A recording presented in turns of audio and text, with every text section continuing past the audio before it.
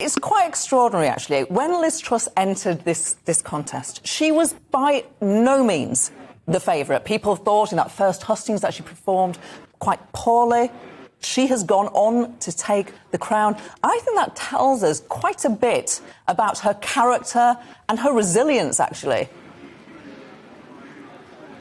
Yes, it's a fascinating campaign looking at it, although I would put one qualifier on the fact that Liz Truss did start behind a number of other candidates in those MP rounds. It's that Liz Truss represents a certain tradition of the Conservative Party, someone on the free market right of the party, that saw its vote split between several candidates. Also vying in that space, for example, were people like Kemi Badenoch at the early stages, Nadhim Zahawi as well.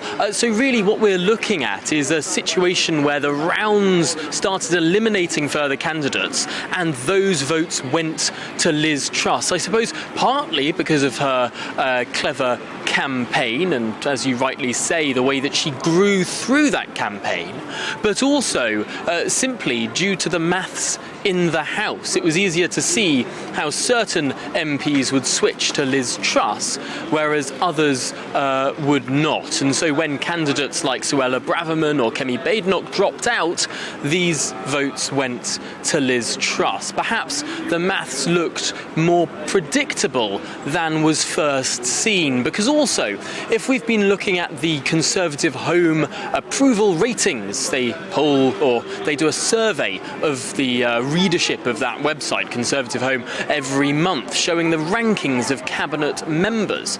Liz Truss, for a long time, was at or near the top of those rankings. She shot to being a darling of the grassroots due to her role as first Chief Secretary to the Treasury, when she started speaking out on so many fiscal issues, when she started really expressing her view as this person of the free market right, if anything, a slightly libertarian individual within cabinet.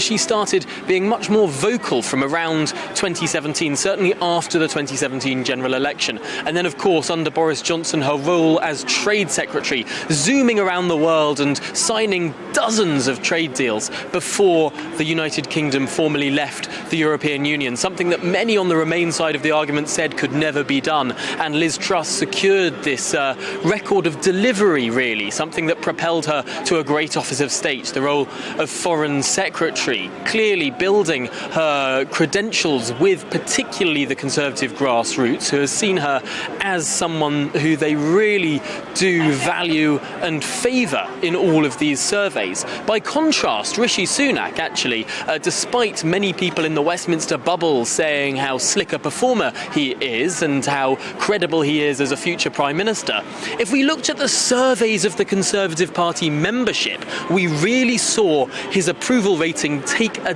dive after introducing that national insurance tax hike. So potentially this race was in many ways sealed up long before the campaign began. We can see so many different indicators looking back with the benefit of hindsight in terms of where the Conservative Party membership was. And indeed, frankly, where the parliamentary party was too. Perhaps this situation was more predictable than people thought.